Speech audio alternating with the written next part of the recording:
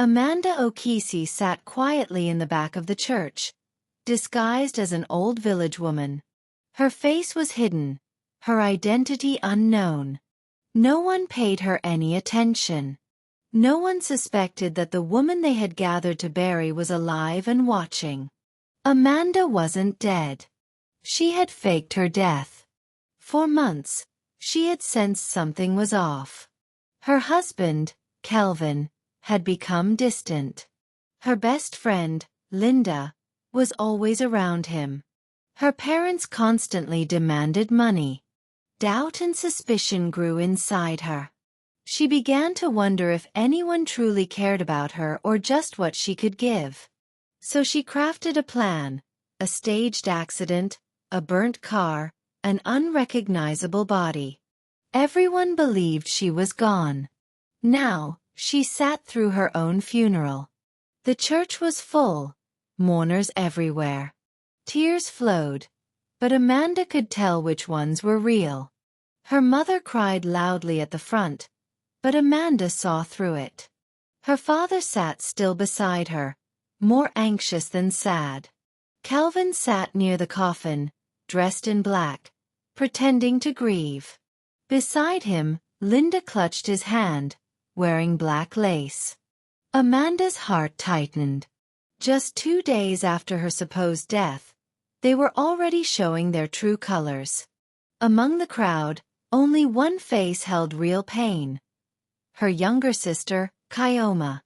She approached the coffin with trembling steps, eyes swollen from sleepless nights. "Big sister," she whispered, tears falling. "You promised you'd be there for me. You said we'd always be together." She collapsed to her knees, overcome with sorrow. 2 women rushed to lift her, but Amanda could hardly breathe.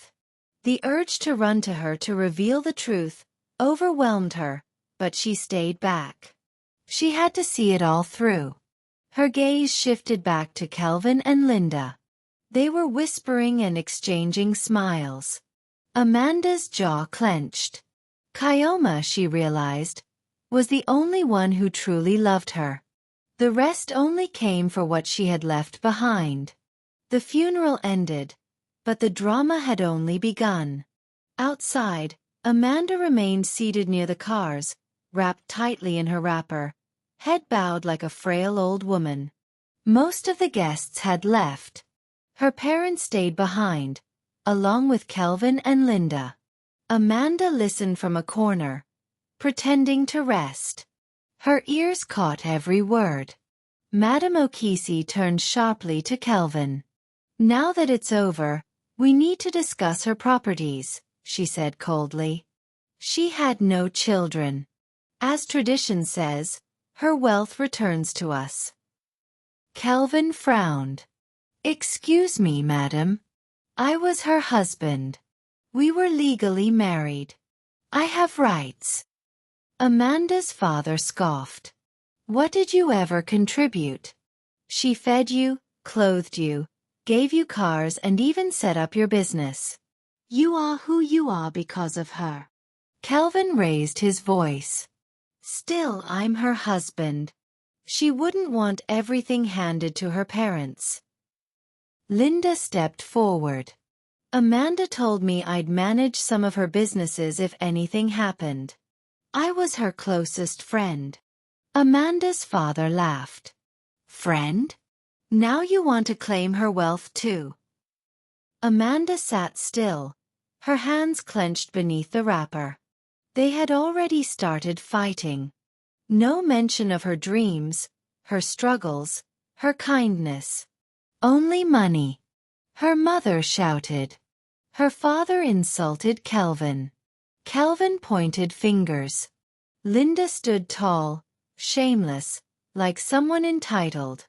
Then Kyoma walked in again. Her face looked drained. Her voice, though soft, carried strength. "Is this what she meant to you all?" she asked. "She hasn't even been laid to rest properly, and you're already tearing her life apart." Her mother snapped, "Stay out of this, Kyoma. You're too young. But Kyoma didn't stop. I was the only one who loved her without taking anything. She sent me to school. She cared about my dreams. And now you're fighting over what she built with her blood and sweat. Linda rolled her eyes.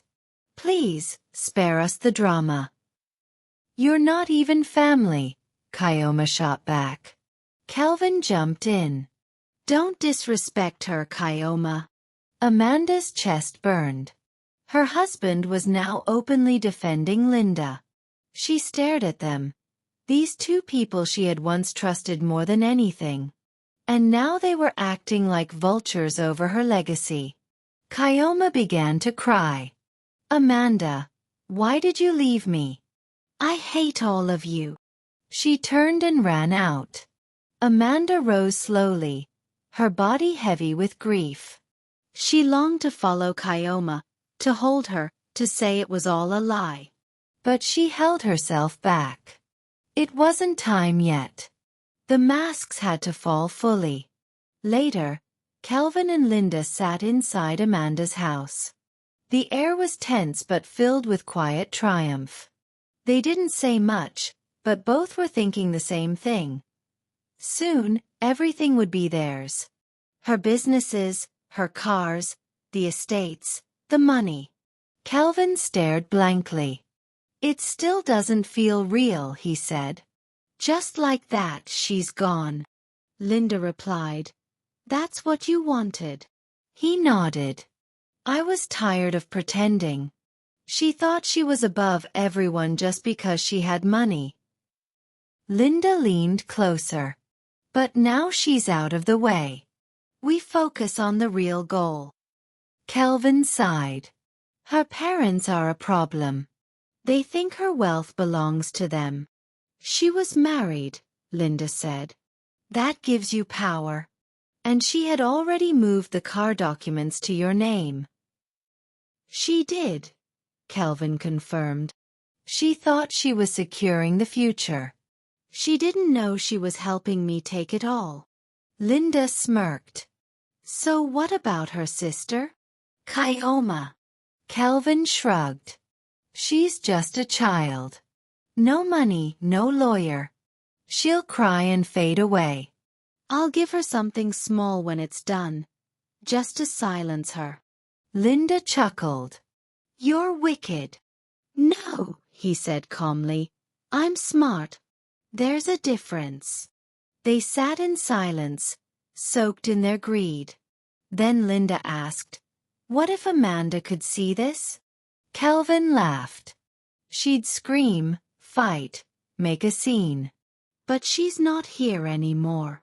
Linda raised an eyebrow. You're serious about this? I had to do it. She wanted to change her will. Cut me out. Add her sister in. I couldn't let that happen. You did the right thing, Linda said. Do you trust me? With everything, Calvin replied. Just follow my lead. In 2 weeks, it will all be done. No noise, no slip-ups. We walk away rich. Linda nodded. I'm ready. Calvin stood and looked around. This house, the businesses, everything Amanda worked for, it ends with us. She thought she had it all, Linda added. But she never saw the betrayal sitting right next to her. She thought I was loyal, Calvin said. But loyalty is for fools. And love, Linda whispered. Calvin looked her in the eyes. Love is for the rich. And we're about to be very rich. The room went silent again, but now the silence was darker, heavier. They had waited long enough. The trap had been set. But what they didn't know was that Amanda was still watching, and she wasn't done. All they needed to do now was stay quiet, remove anyone who stood in the way, and claim the reward. Amanda's death wasn't a loss to them. It was an open door, and they had already stepped through. Kyoma sat in her room, clutching a photo of Amanda. Her eyes were swollen, her heart heavier than ever. That photo was more than just an image. It was a reminder of the person who meant everything to her. Amanda had been more than a sister. She was her guide, her comfort, the one who never let her feel alone. Losing her felt like falling into a dark, endless pit. She thought about the last conversation they had. Amanda had sounded distant, almost scared. "Kyoma," she had said, "everyone's changing around me. I don't know who to trust anymore." Kyoma had warned her. She had told her to watch Linda closely. She had begged her to be careful with Kelvin. But Amanda hadn't listened. Her bedroom door suddenly flew open. It was her mother, standing with her hands planted on her waist, her face twisted with anger. "So this is where you've been hiding," she snapped. Kyoma wiped her face. "What now, Mama?" Her mother stepped in, fire in her eyes. "You're here wasting time crying, while your father and I are outside doing the real work, fighting for what belongs to your sister." "Fighting for what?" Kyoma asked slowly. "For your sister's things," her mother barked. "Or do you want that useless Kelvin to take everything?" Kyoma sat up. "So this is what it's about? Not Amanda. Not mourning her. Just the money?" Her mother hissed and pointed a finger. "Watch your mouth. I'm still your mother. And yes, we are fighting for our daughter's wealth. That boy, that jobless nobody, he wants to grab everything. And you? You're just sitting here like it means nothing." "I thought you loved Amanda," Kyoma said quietly. Her mother scoffed. "Love doesn't feed you. We can't sit back and let her hard work go to waste. She made a mistake marrying that boy. We told her. She wouldn't listen. Now look. He's even with her best friend. Did you see them at the funeral?" Kyoma's voice trembled with fury. "I warned her about Linda. I told her. She wouldn't hear me." Her mother stepped closer. "Then help us. Stand with us. We need to act fast before they take everything." "What if Amanda left a will?" Kyoma asked. "What if she already divided her things?" "She didn't," her mother spat. "Even if she did, that boy gets nothing. I won't allow it. We suffered while she was alive." She always said, "Mama, things are hard." But look at what she gave him. Cars, houses, business. And what about us? I couldn't even buy decent lace. Kyoma stared at her, stunned. "So you're angry because she didn't give you enough?" Her mother nodded, without shame. "Exactly. She took care of him and forgot her own parents. Now that she's gone, we must enjoy what she left behind."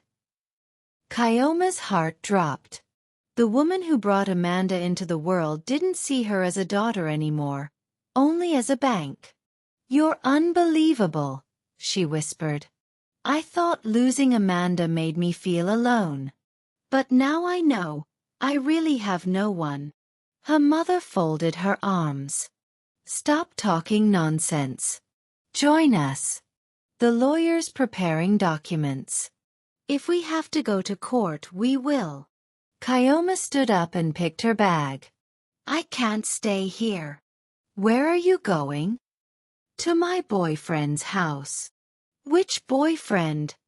Her mother's voice rose. "Another poor boy? Haven't you learned anything? That's how your sister ended up dead. Choosing love over money."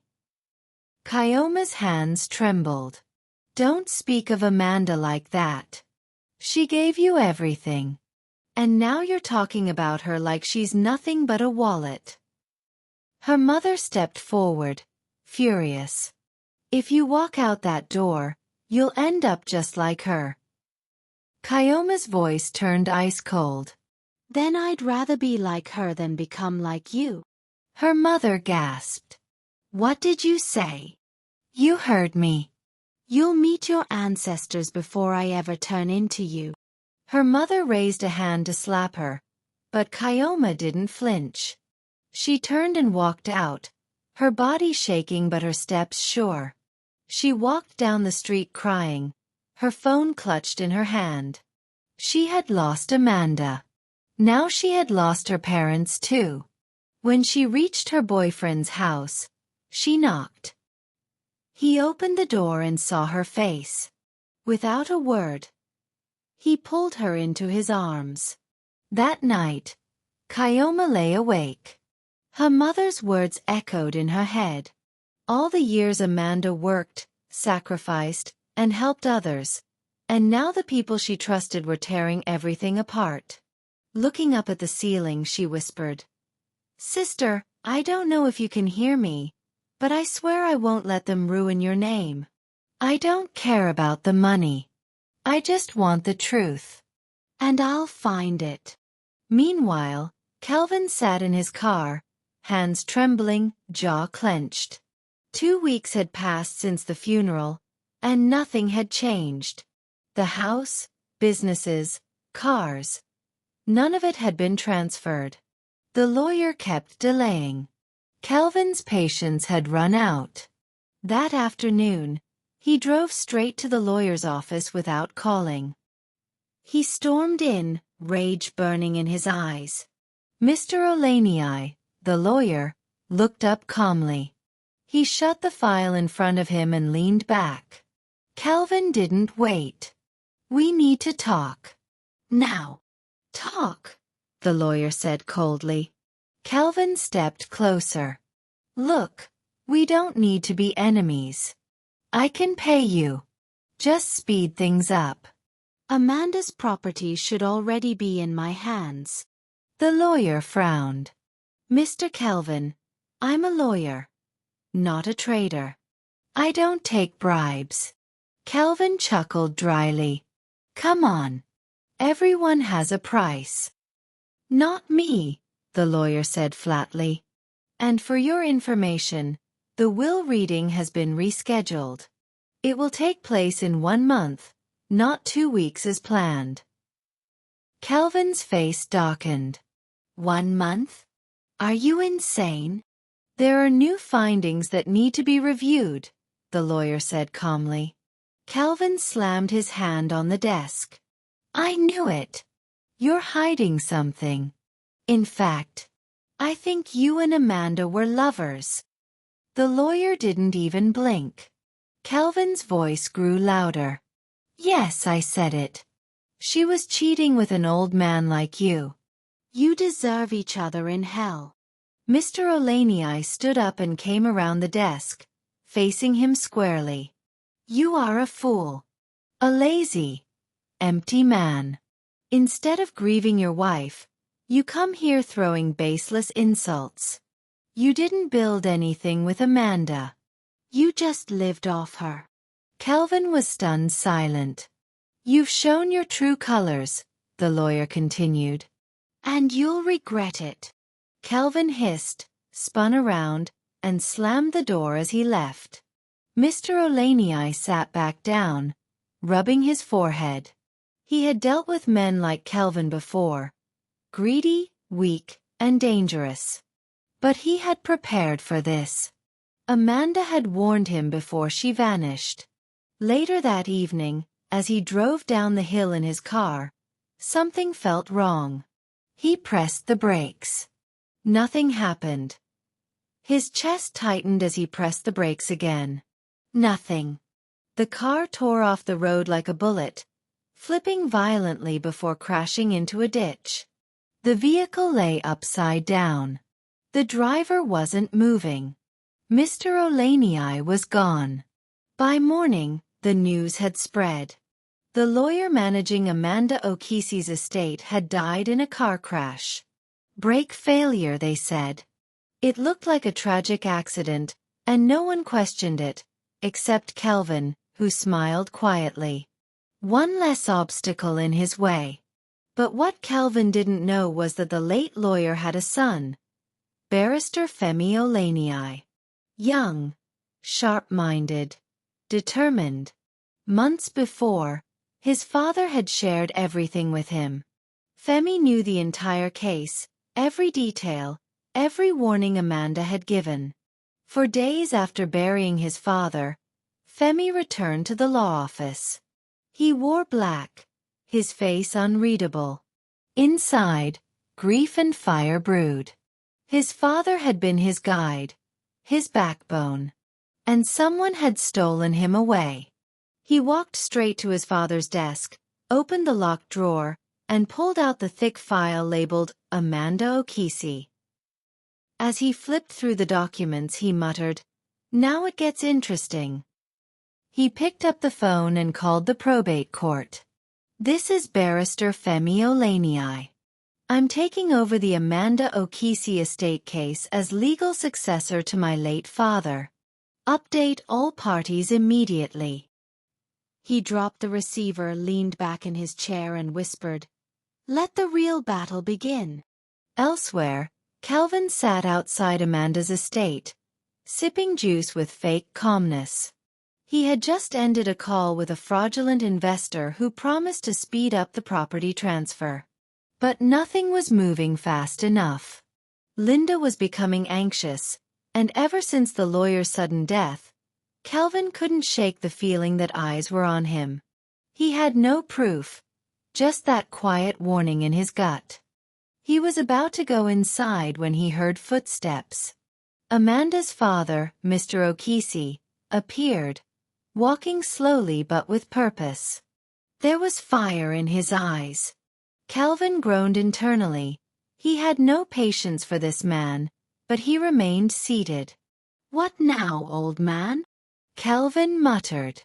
Mr. Okisi came closer. "I came to warn you." Calvin narrowed his eyes. "Warn me about what?" "You will never lay hands on a single thing from Amanda's estate," he said flatly. "Never. I saw you for what you were from the beginning. Selfish, manipulative. I begged Amanda not to marry you." Calvin stood up. "And who are you to talk to me like that? Go earn your own money instead of hunting your daughter's belongings like a starving hyena." Mr. Okisi didn't flinch. "You think living off a woman makes you a man? You're nothing but a coward with a ring." Calvin's smirk faded. "I'm her husband. I have legal rights." The old man stepped closer. "You were a leech, a shadow in her life. She gave, you took. And now that she's gone, you think this is your reward." Calvin's fists curled. "You better leave before I lose it." But Mr. Okisi wasn't done. "You think killing the lawyer was your victory? Well, surprise, he had a son. Barrister Femi Olanyi. Young, powerful, and already taking over the case. Smarter than his father. More dangerous."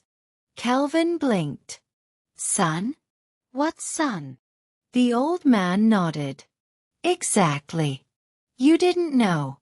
Because you were too busy dancing on a grave. That man told his son everything. Every last word. You thought it ended with him? It's just beginning." Calvin's breathing changed. His heart skipped. "We're watching," Mr. Okisi continued. "We know what you're doing. Evidence is being gathered. And when it's time, you and your snake of a girlfriend will answer for all of it." Calvin stayed silent, the rage in his chest boiling. The old man turned slowly and walked away. Calvin stood frozen. His plan was no longer clean. The fear he thought was gone had returned. Louder. That same day, Amanda's parents visited the cement-covered grave they thought held their daughter. The morning was quiet. Birds passed gently through the air. Her mother dropped to her knees, tears slipping down her cheeks. "My child, forgive me," she whispered. "I failed you. I should have cried for your soul, not your money. I should have protected your memory, but I let greed blind me. I was selfish. Her father stood beside her, sorrow carved deep into his features. You were right about Kelvin. We were wrong for chasing your name like it was nothing but an inheritance. You were our daughter. And we forgot that. They stood there for a long time, praying into the wind, hoping somehow Amanda could hear them. Back in the city, Barrister Femi was deep into the files. The mechanic's report confirmed his fear. The brake line hadn't failed by accident. It had been cut deliberately, cleanly. His father's death was no accident. It was murder. He quietly filed the evidence with the police and requested that the investigation be kept confidential. He wasn't taking chances. Too many lies had already been told. He knew where everything pointed, but he needed more proof before making a move. That evening, he was alone in his office. The silence was thick, his desk covered in notes. As he reached for another document, his phone rang. Unknown number. He hesitated, then answered. Hello. A soft, calm voice responded. Good evening, Barrister Femi. Please don't panic. I'm Amanda O'Keefe. Femi shot up from his chair. What? I'm alive, the voice repeated. I need to meet you. Don't tell anyone. I'm sending you an address. The line went dead before he could ask a single question. Message arrived just seconds later. It contained an address, an upscale gated estate on the quiet edge of the city. Without hesitation, Femi grabbed his keys and left, his heart racing with 100 questions. When he reached the gate, the security let him in immediately. Someone had clearly notified them. Inside, the houses were large, private, and lined with quiet gardens.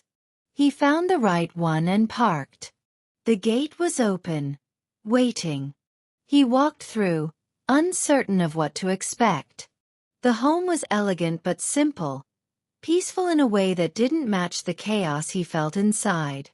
Then the front door opened, and there she was. Amanda stepped out slowly. She didn't look like the images the world had seen before. She was thinner now, her skin glowing but her eyes tired. Yet, she looked calm, almost too calm. Femi froze, speechless.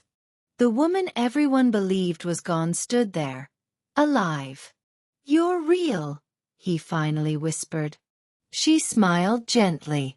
Very real. Come inside. He followed her into a cool, tastefully furnished living room. It was quiet. Safe. He looked around in disbelief, then back at her. You really did it, he said. You faked your own death. She nodded. I had to. Something was wrong. I felt it. Everyone around me, Kelvin, Linda, even my parents, changed. I needed to disappear to see who they really were. Femi leaned forward. Why come to me? Why now? She met his gaze without flinching. Because your father was my confidant. My advisor. He was the only one I truly trusted.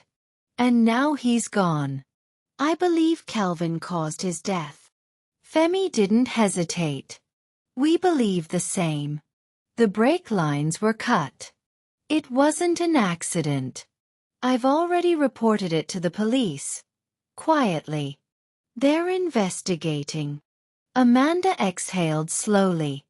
I've seen everything. I watched my own funeral. I saw Kelvin standing next to Linda like nothing happened. I saw my parents fight over my things like I was just a source of income. And I saw Kyoma, crying alone with no one beside her. I stayed quiet. But I'm done hiding. Femi studied her closely. Are you ready to return? She took a long breath. Almost. But not with rage. I don't want revenge. I want clarity. I want the truth to reveal itself. When I come back, I want people to see me not just as Amanda, but as someone wiser. They sat together in silence for a while, the ticking clock in the corner the only sound between them. Then Amanda walked to the window and stared out. There was a time I truly believed Kelvin loved me, she said. I forgave too much. His silence.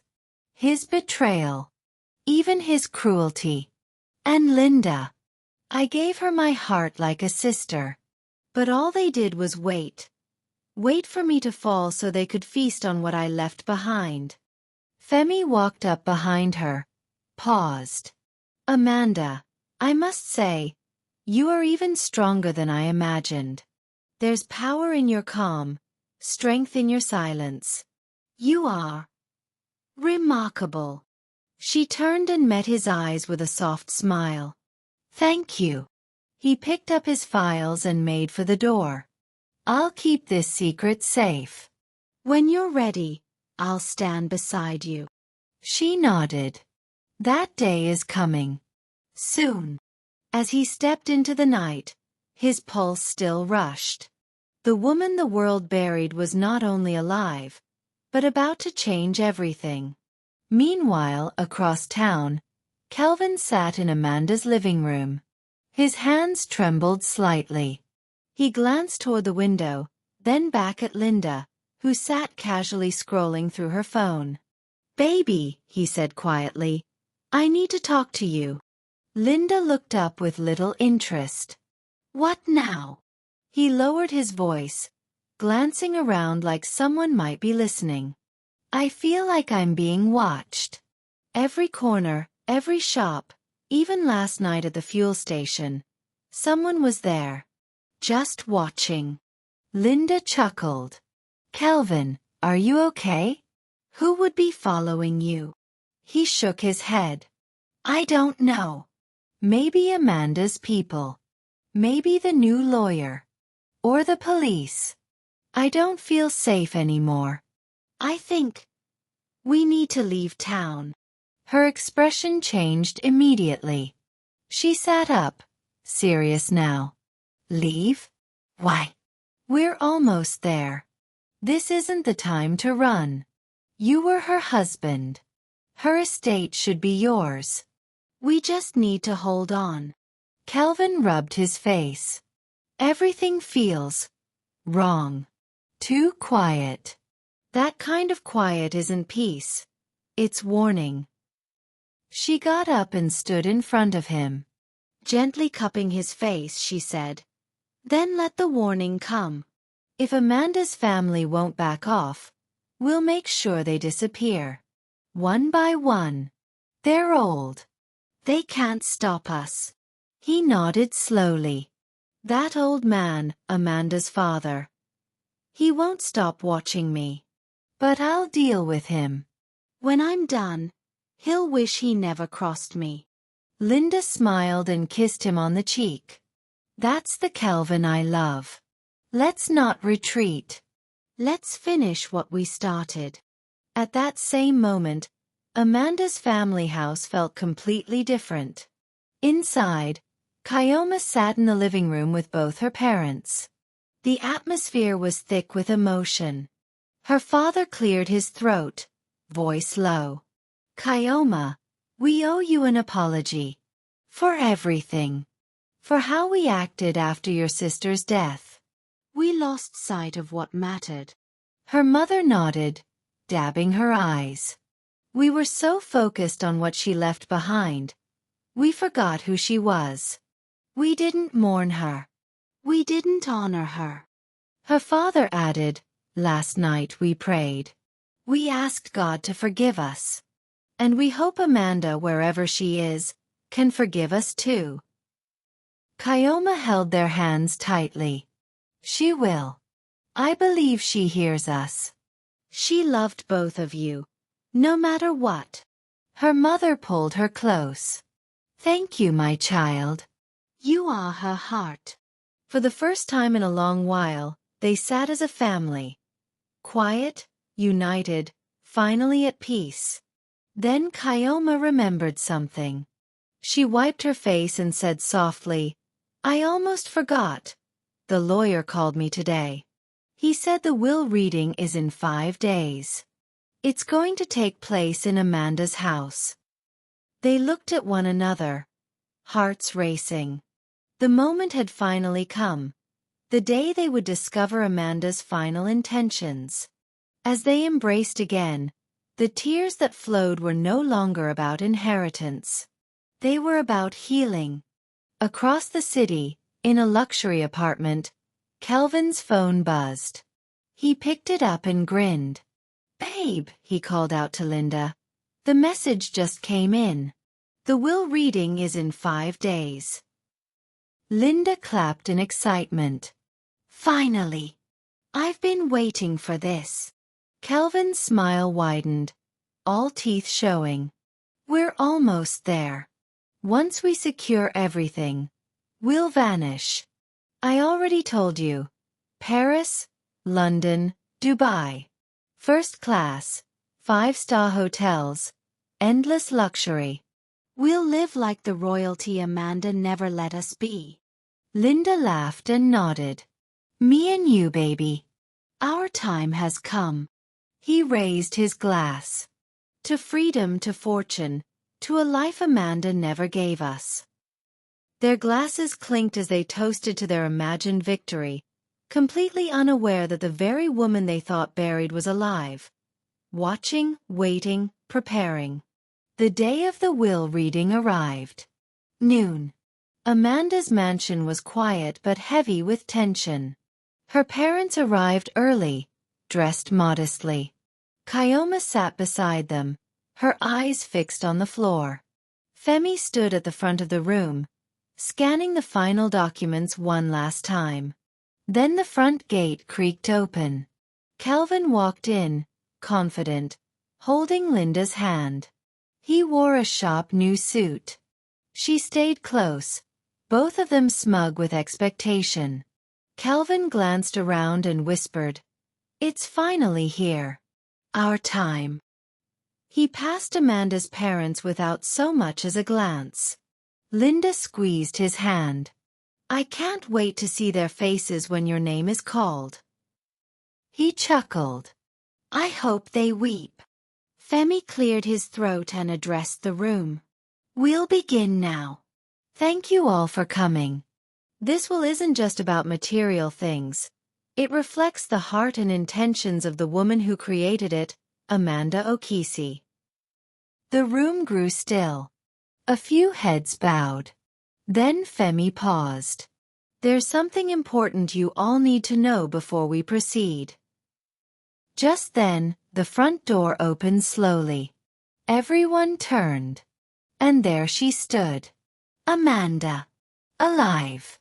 Dressed in white, radiant but calm, her presence filling the room like a storm. Kyoma gasped and covered her mouth. Her mother burst into tears. Her father dropped to his knees. The room stood frozen. Kelvin's face went pale. His jaw trembled. Linda instinctively stepped behind him, as if shielding herself from a ghost. Amanda walked to the center of the room and turned slowly to face them all. "I'm not dead," she said clearly. "I never was. But today, something else will be buried: deceit, selfishness, and betrayal." Silence hung in the air like a blade. Kelvin opened his mouth. "Amanda, how are you?" We buried." Amanda raised her hand. "Don't speak. You've done enough damage." Her eyes turned to Linda. "You, my so-called friend. You held my hand while stabbing my back. You cried at my funeral and shared my bed with my husband. You stood next to my coffin like you cared. Shame will follow you." Linda stammered. "Amanda, please, I didn't mean." "Save it," Amanda snapped. "I've heard enough. I watched. I know everything. She turned to Femi. Please, continue. Before Femi could respond, the front door opened again. 2 police officers entered and headed straight to Kelvin. Mr. Kelvin, one officer said, you're under arrest for the murder of Barrister Olani. You have the right to remain silent. Anything you say can and will be used against you in court. Gasps filled the room. Kelvin began to tremble. No. This is a mistake. I didn't kill anyone. Amanda stepped forward. You did. You took the life of a good man, because he stood between you and your greed. You wanted to silence him, but the truth found its voice. Kelvin turned to Linda. Help me. Say something. Please. But she backed away. I told you we should have left. I told you this was getting out of hand. The officers dragged him out, still screaming Amanda's name. Please. I loved you. Forgive me. Amanda didn't answer.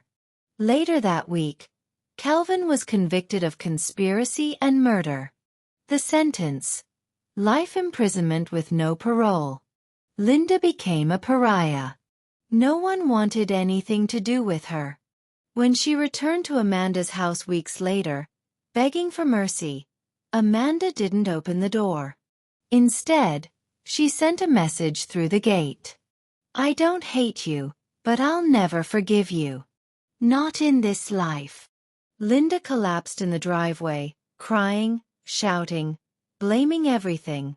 Amanda, the devil, even love itself.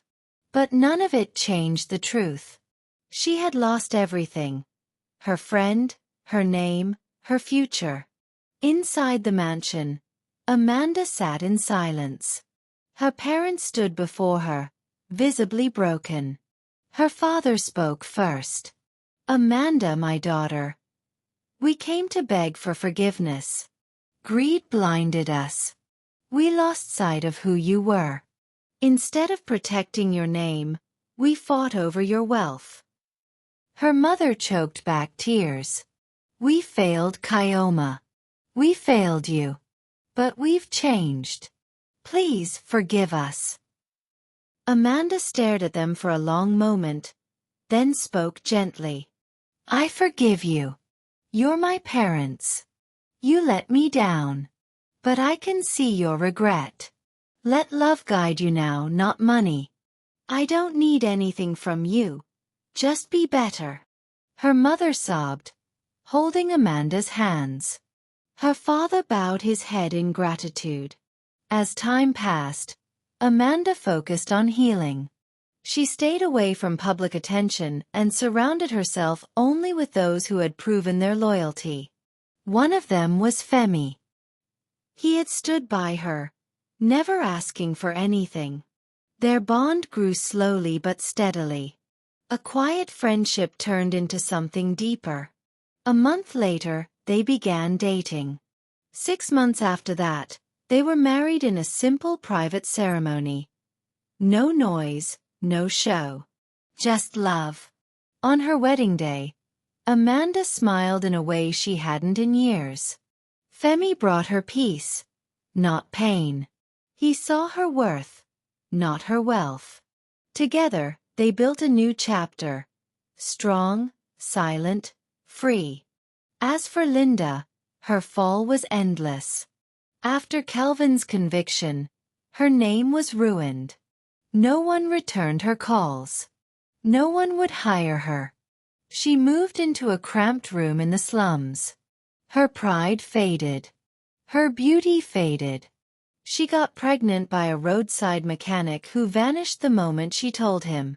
Alone and bitter, she sat every night staring at her swollen belly, thinking about what she had thrown away. Amanda's home. Amanda's life. Her own soul. She blamed everyone, but in truth, she had no one to blame but herself. Because in the end, greed burns faster than fire. Betrayal looks powerful until it collapses under its own shame. True love doesn't chase riches. It builds peace. Family is more than blood. It's loyalty. And no matter how far you run, the truth will always catch you. Dear viewers, what lessons did this story teach you? Drop your thoughts in the comments. If you enjoyed this tale, give us a thumbs up, share with friends, and hit that subscribe button. Don't forget to turn on notifications so you never miss our next emotional story. Thank you for watching. Stay blessed.